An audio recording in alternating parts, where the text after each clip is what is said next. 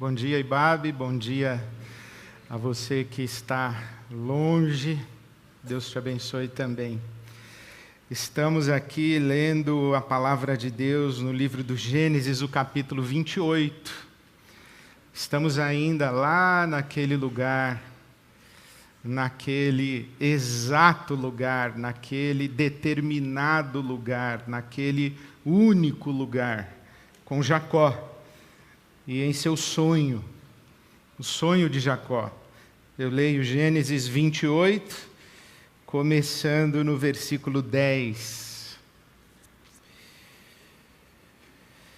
Jacó partiu de Berseba e foi para Harã.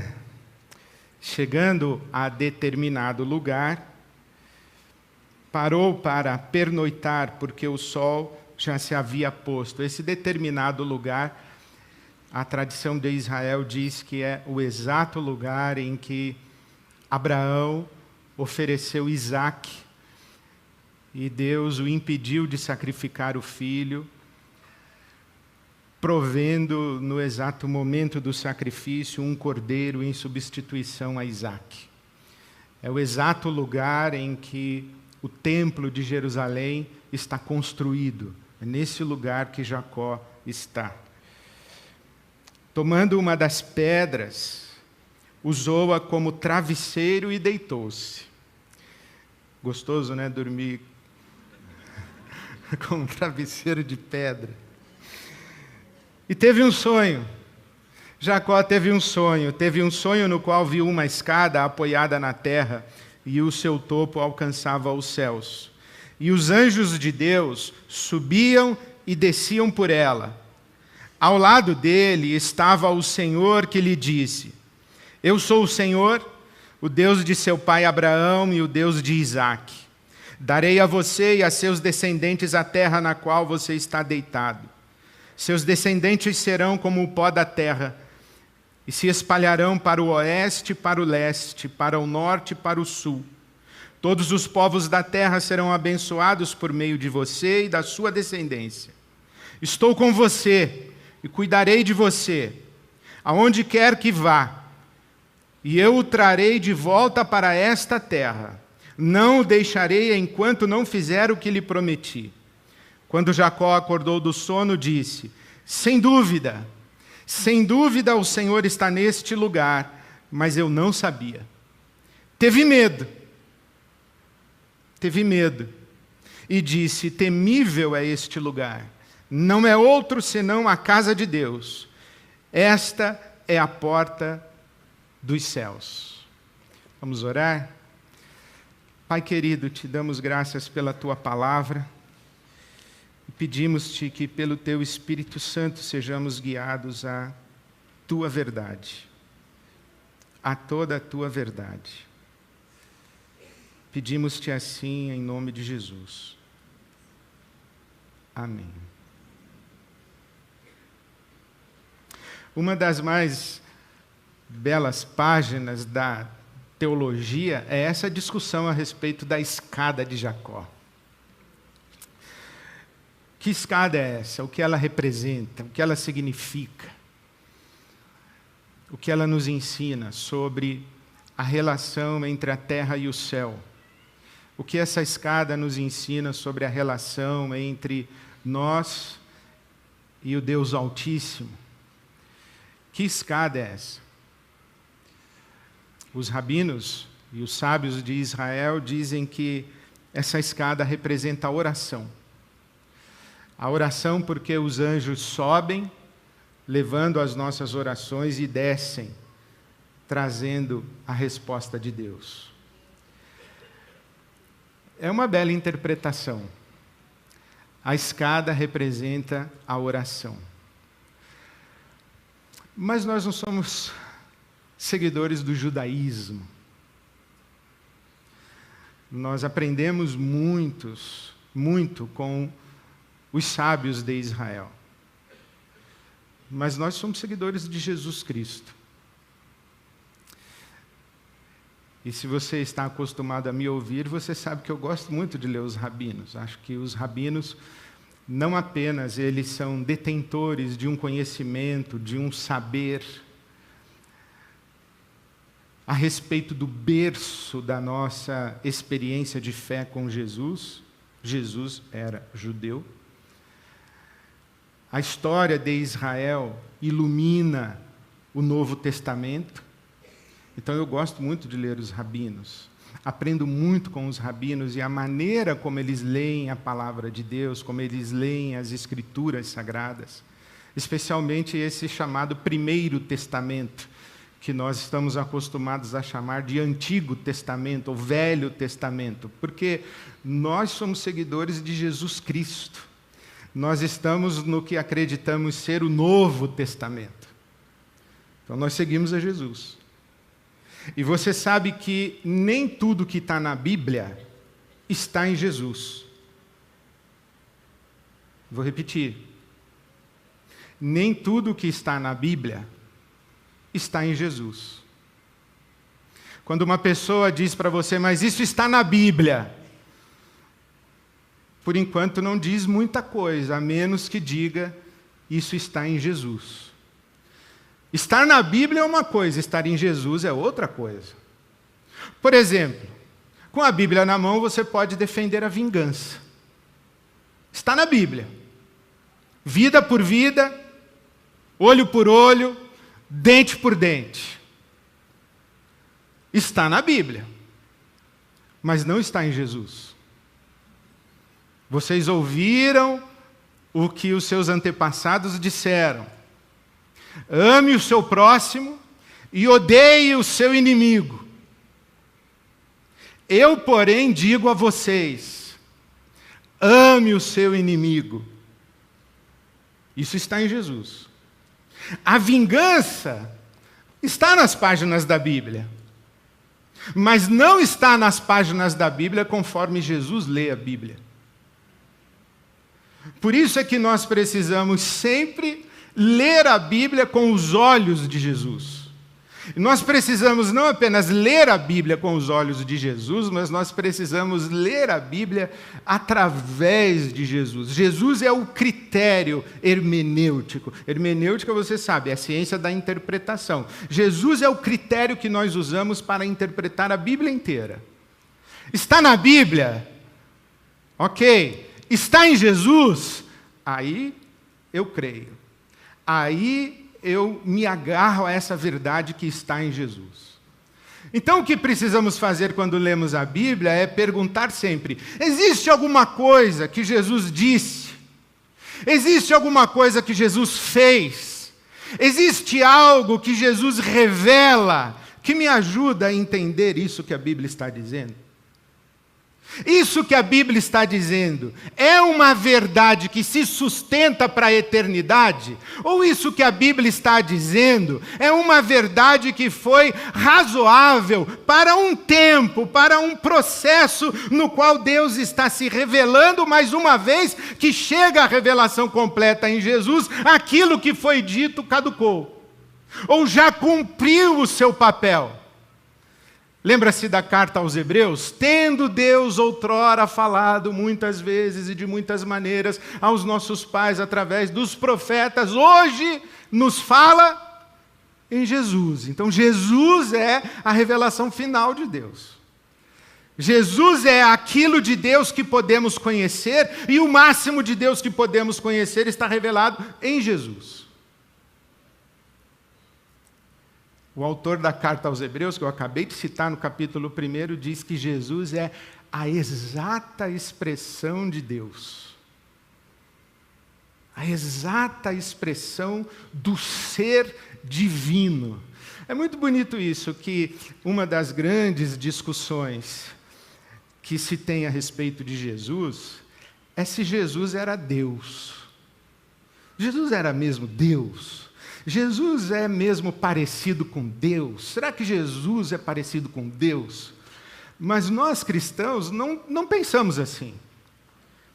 O que nós cristãos acreditamos não é que Jesus é parecido com Deus. O que nós acreditamos é que Deus é igualzinho a Jesus. Isso é absolutamente revolucionário. Absolutamente disruptivo. Não é que Jesus parece com Deus, porque o apóstolo Paulo diz que Deus habita em luz inacessível. O apóstolo João diz que ninguém jamais viu a Deus. Se ninguém jamais viu a Deus, como é que nós sabemos se Jesus parece com ele? Como é que nós sabemos se Jesus parece com alguém que a gente nunca viu? A grande revelação do Evangelho é que Deus, que habita em luz inacessível, se faz conhecido, se revela, mostra a sua face, mostra a sua cara e diz assim: olha pessoal, eu sou assim, assim como Jesus. Não é o que Jesus diz? Quem me vê a mim, vê o Pai. Filipe fala para Jesus assim: mostra-nos o Pai. E Jesus responde: ora, Filipe, você está há tanto tempo comigo.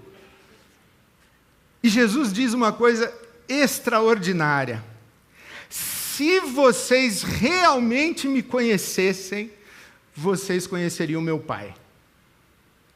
Já leu isso na Bíblia? João capítulo 14. Se vocês realmente me conhecessem, vocês conheceriam meu Pai.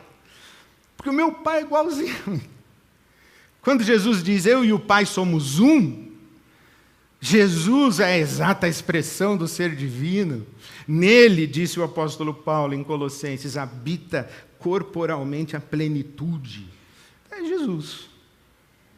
Então nós somos seguidores, adoradores de Jesus. Então voltemos à escada. Existe alguma coisa que Jesus disse, fez, revelou, que nos ajuda a entender a escada?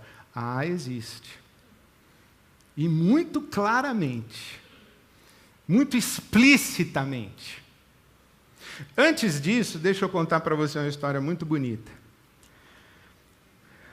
Quando a gente lê aqui em português,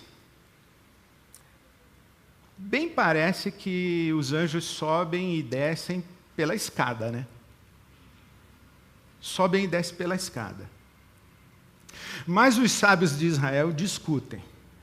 Aliás, os sábios de Israel, o que eles mais fazem na vida é discutir. Eles gostam de discordar um do outro. O tempo inteiro eles estão discutindo. E um sábio disse assim: os anjos sobem e descem pela escada. E outro sábio disse: não, os anjos sobem e descem sobre Jacó. Porque o pronome que está usado ali, sobem e descem, não é por ela, é por ele. Ele quem? Jacó. Sobem e descem sobre Jacó. Isso dá uma boa discussão, não dá? Aí você vai para o Evangelho de João, capítulo 1, que eu começo agora a ler para você. O Evangelho de João, capítulo 1. Jesus foi para Galiléia, versículo 43 de João, capítulo 1. Jesus foi para Galiléia, encontrou Filipe, disse para Filipe: siga-me. Filipe, como André e Pedro, era da cidade de Betsaida. E Filipe encontrou Natanael e disse para Natanael: encontramos o Messias, achamos aquele sobre quem Moisés escreveu na lei, Jesus de Nazaré, o filho de José. Aí o Natanael diz: Nazaré? Pode vir alguma coisa boa de Nazaré? Disse Filipe: venha e veja, venha ver. Ao ver Natanael se aproximando, porque o Natanael foi ver, versículo 47 de João, capítulo 1. Ao ver Natanael se aproximando, Jesus disse: aí está um verdadeiro israelita em quem não há falsidade, em quem não há dolo. Perguntou Natanael: de onde o senhor me conhece? E Jesus responde: eu vi você quando você ainda estava debaixo da figueira, antes de Filipe chamar você.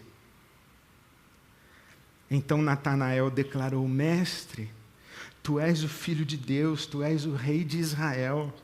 E Jesus disse: você crê porque eu disse que vi você debaixo da figueira? Sabe de nada, inocente. Você verá coisas maiores do que essa. Então Jesus acrescentou: digo-lhes a verdade, vocês verão o céu aberto e os anjos de Deus subindo e descendo sobre o Filho do Homem. Não é linda a Bíblia?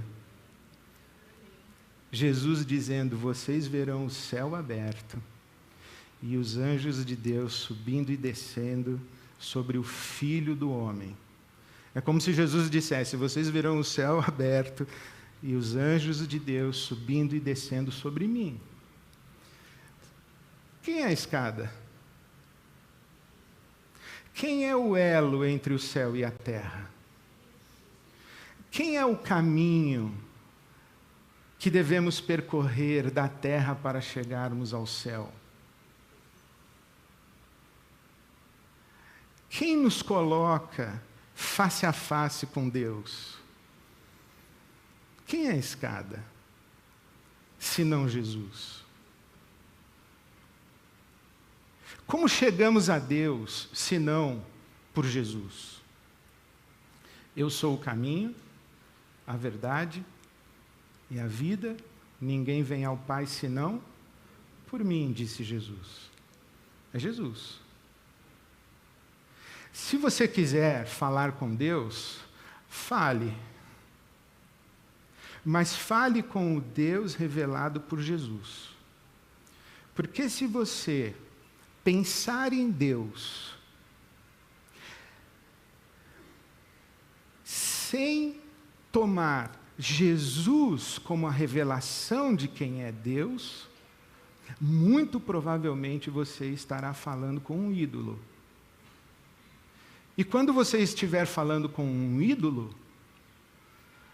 Deus estará ouvindo, mas no coração de Deus ele pensará o seguinte: não é comigo. Por isso que Jesus diz naquela história em que 2 homens foram ao templo orar, que um orou de si para si mesmo, e outro sequer ousou levantar os olhos aos céus, e disse: tem misericórdia de mim. E foi esse segundo que foi abençoado por Deus. O Deus a quem nós invocamos é o Deus igual a Jesus. Por que isso é importante? É muito importante, sim, porque nesse tempo aqui de Jacó, o mundo era povoado por deuses. As pessoas tinham muitas ideias a respeito dos deuses. Os deuses sempre ocuparam o imaginário humano como seres poderosos, porém caprichosos, melindrosos, temperamentais. Os deuses sempre foram suspeitos. Será que podemos confiar nos deuses? Ou ele vai pedir para a gente matar o nosso filho e dar de oferta e de presente para ele? Será que nós podemos confiar nos deuses? Ou ele vai mandar uma doença ruim para nos castigar? Será que nós podemos confiar nos deuses? Ou os deuses vão nos destruir, nos condenar? Não é sem razão que a Bíblia diz que quando Jacó toma consciência de que ele está na porta do céu e na casa de Deus, ele chama aquele lugar de Betel, a casa de Deus. Não é sem razão que ele tem medo. Jacó teve medo. Você imagina isso, você tem um encontro com Deus e aí o que você experimenta? Medo. Por que você tem medo? Porque Ele é todo-poderoso. E alguém que é todo-poderoso é muito perigoso. Você nunca sabe como esse alguém todo-poderoso vai usar o seu poder em relação a você. Por isso é que Jacó diz: quão temível é este lugar. Esse aqui é o ambiente do medo.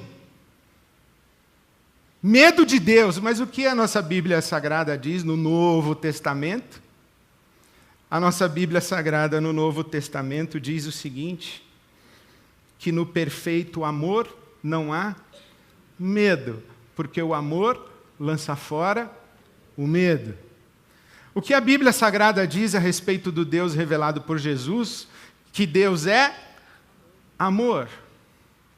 A Bíblia Sagrada nos diz que quem está aperfeiçoado no amor está livre do medo. Medo do quê? Medo de Deus.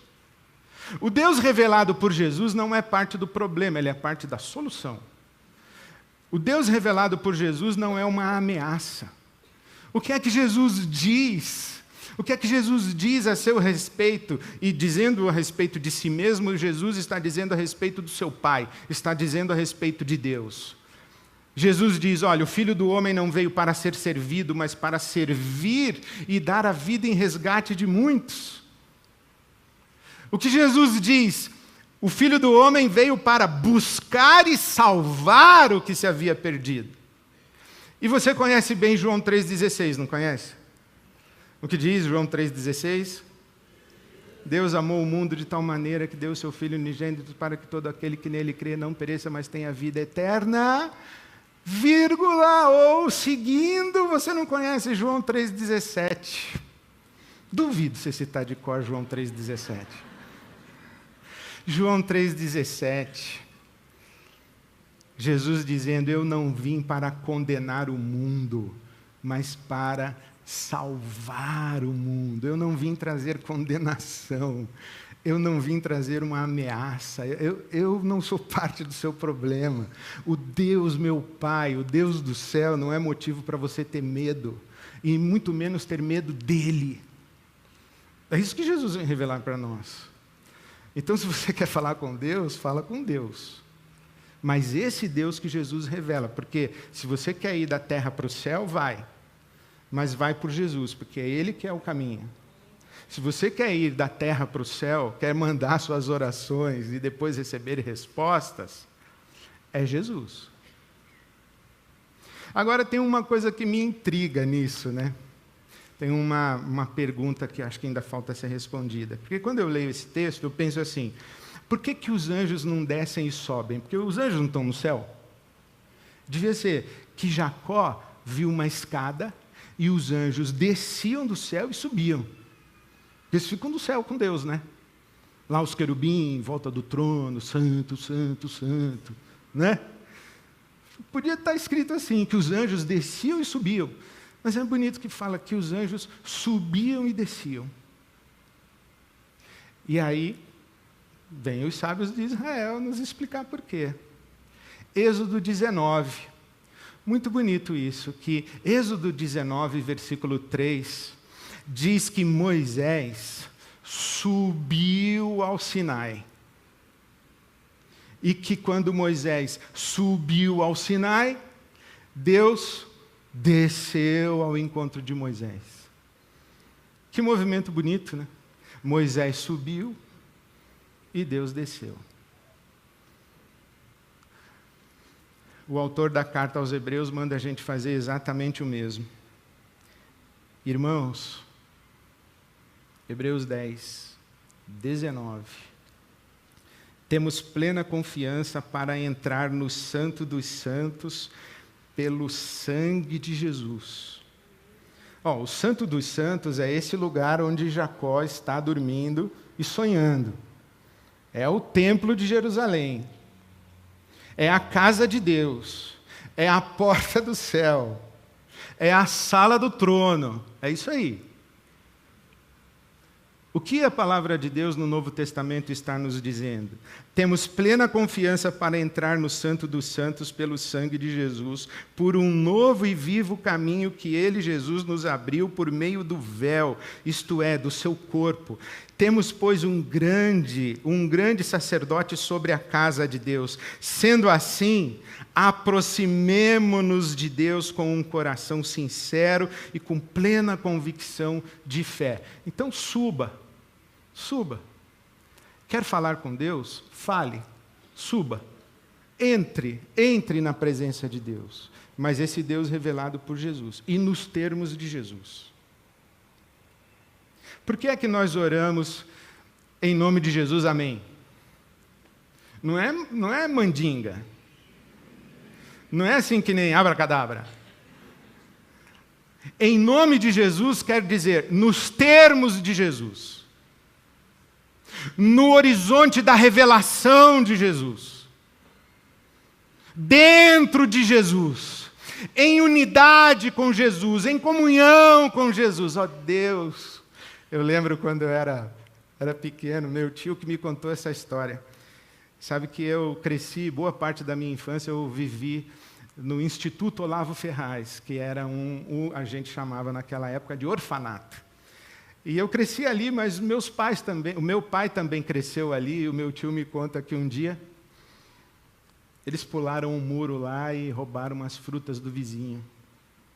E a minha avó era diretora e pegou o pessoal com frutas indevidas.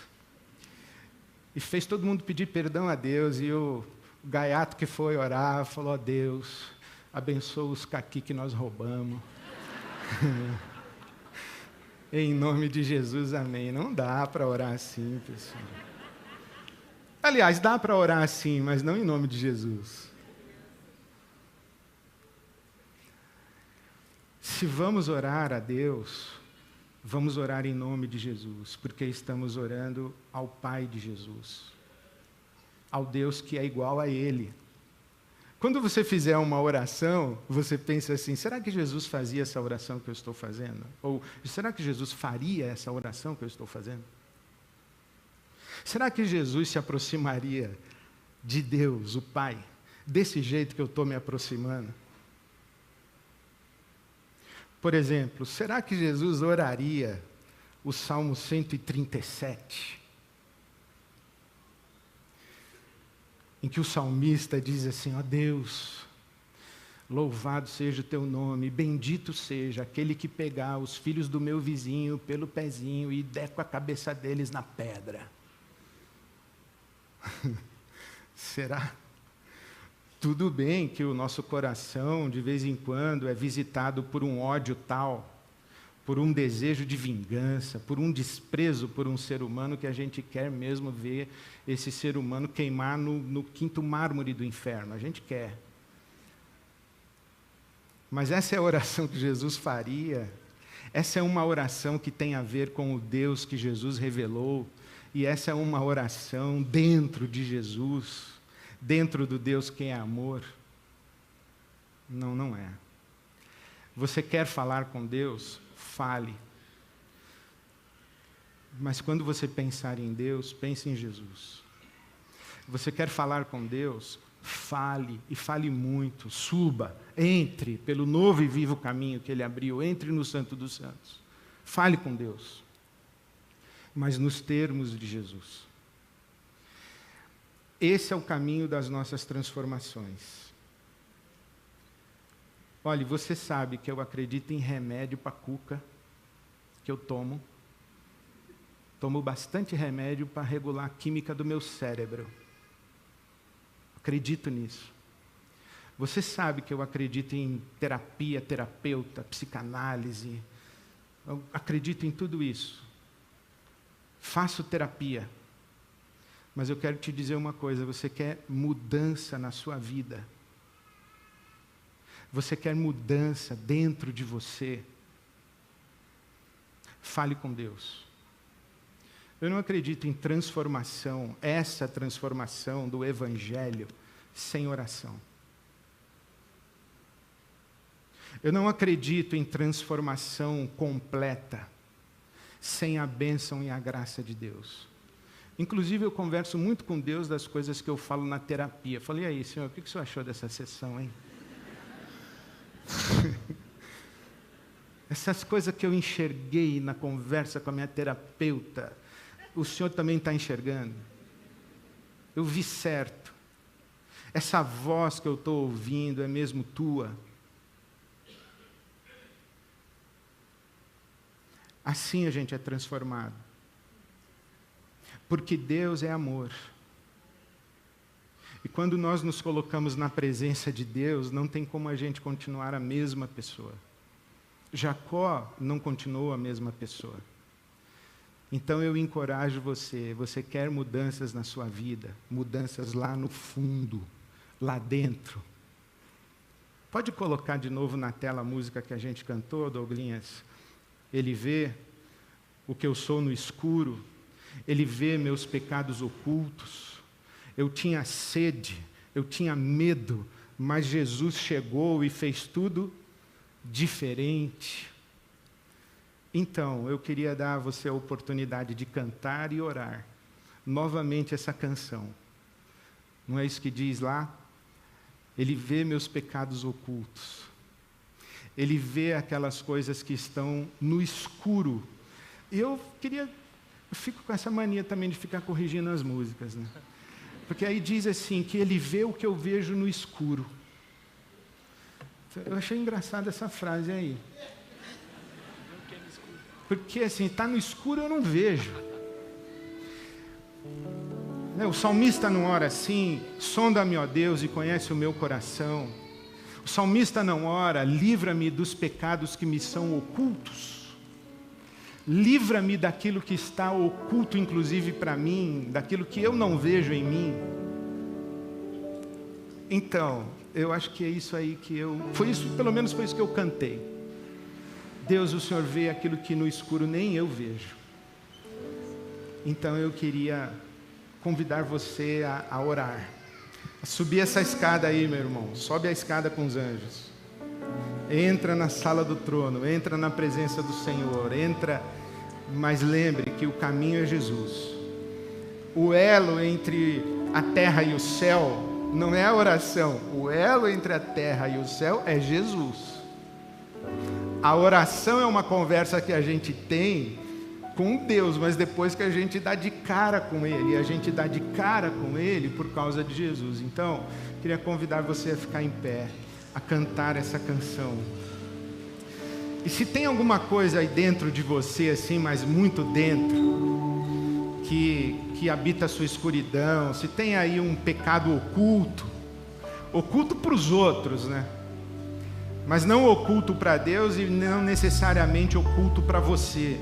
Se tem aí um pecado oculto, se tem alguma coisa que você diz assim, Senhor, eu queria transformação. Eu estou na expectativa de mudança e eu quero entrar na Tua presença com ousadia, com confiança, pelo novo e vivo caminho que Jesus. Eu quero chegar na Tua presença sem medo, sem medo.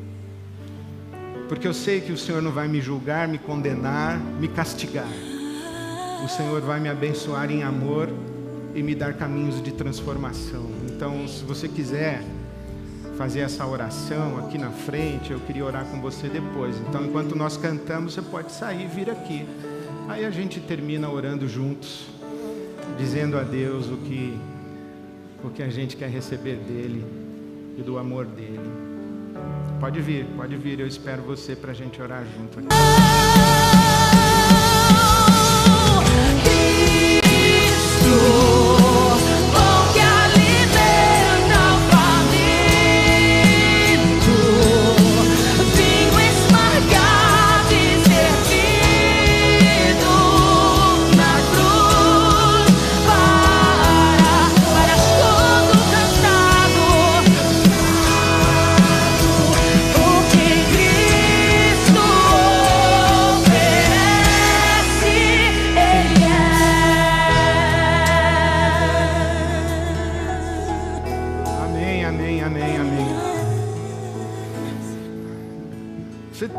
Teve ou tem medo de Deus? Vou dar um exemplo do que é ter medo de Deus. Quando eu me apaixonei pela Silvia pela primeira vez, eu fui ensinado na igreja a orar assim: todavia seja feita a tua vontade. Eu falei, não vou orar assim não. Porque a sensação é que a gente quer muito uma coisa, mas se a gente fala, todavia seja feita a tua vontade, melou. Já não vai dar. Isso aí é medo de Deus. Você tem medo de Deus? Então, em nome de Jesus, eu quero dizer para você, não tenha medo de Deus. Coloca a sua vida na mão dEle. Diga, seja feita a tua vontade na minha vida. Isso é maravilhoso. Não tenha medo de Deus. Não tenha medo de Deus. Não seja um Jacó com medo.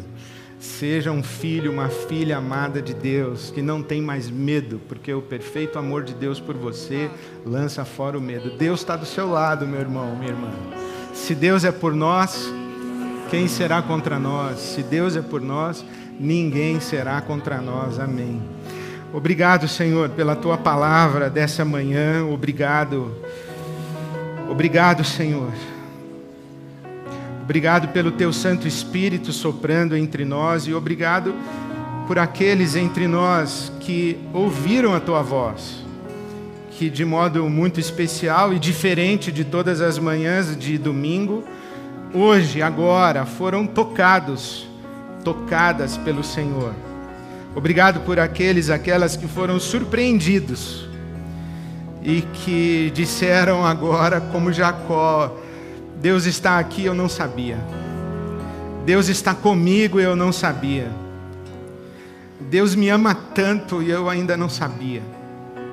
Eu sabia só com a minha cabeça, mas eu não sabia lá dentro. E eu, juntamente com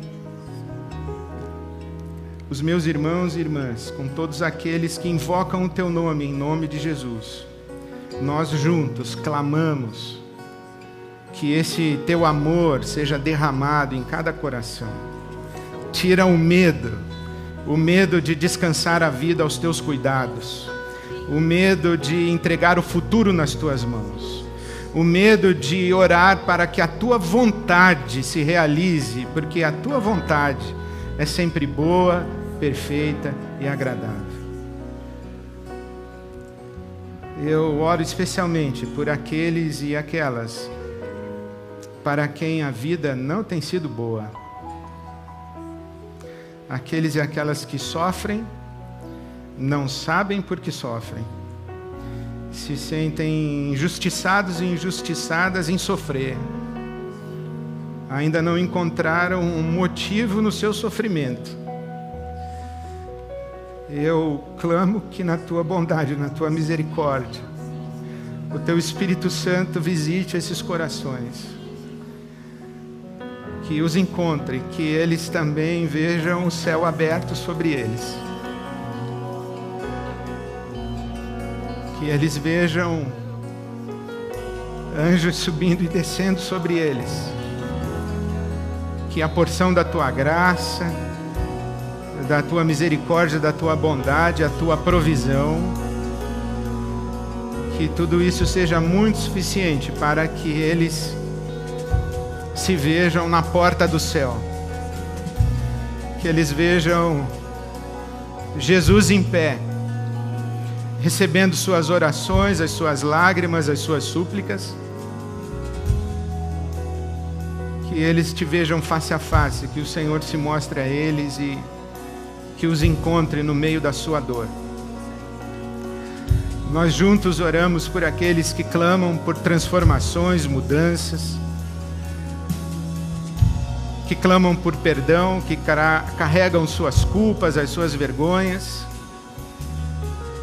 Que hoje represente para cada coração mais um passo na direção de transformação, de liberdade, de salvação, de vida abundante que o Senhor tem prometido para nós. Obrigado, Senhor, por Jesus Cristo, Teu Filho, pelo sangue de Jesus que nos faz limpos e puros. Obrigado pelo novo e vivo caminho que temos para Te chamar agora, juntos aqui, de Pai, Pai amoroso, de Mãe, Mãe amorosa, abraço de pai, colo de mãe. Que seja assim, nós oramos em Cristo Jesus. Em Cristo Jesus. Dispensa a Tua graça. E assim como ousadamente subimos a Tua presença, que Tu desças a nós com o Teu favor e com a resposta à nossa súplica, para a glória do Teu nome, para o nosso bem. Em nome de Jesus Cristo. Amém. Amém.